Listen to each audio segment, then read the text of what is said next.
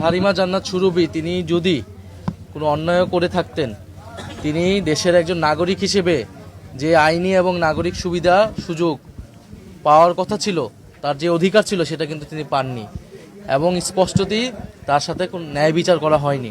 এবং পরবর্তীতে আমরা জানতে পেরেছি এই পুরো বিষয়টাই ছিল বানোয়াট এবং মিডিয়ার মাধ্যমে মিডিয়া এখানে এক ধরনের কিছু মিডিয়া আমাদের জুলাই গণ অভ্যুত্থানের বিভিন্ন চরিত্র নেতাকর্মী বা বিভিন্ন পরিচিত মুখ যারা রয়েছে তাদের চরিত্র হননের চেষ্টা 5ই আগস্টের পরবর্তী সময় থেকেই করছে।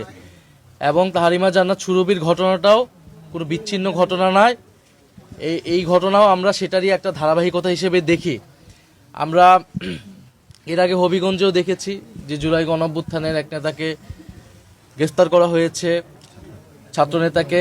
আমরা এর আগে বিভিন্ন সময় দেখেছি যে বিশেষত কয়েকটি মিডিয়া রয়েছে, তারা জুলাই গণ অভ্যুত্থানের নেতাকর্মীর নামে কোনো কিছু পেলেই সেটা সত্য মিথ্যা যাচাই না করেই সেটা মিডিয়া ঢালাওভাবে প্রচার করে এবং সামনে নির্বাচনকে সামনে রেখে এটা কিন্তু একটা পরিকল্পিত একটা চক্রান্ত হচ্ছে।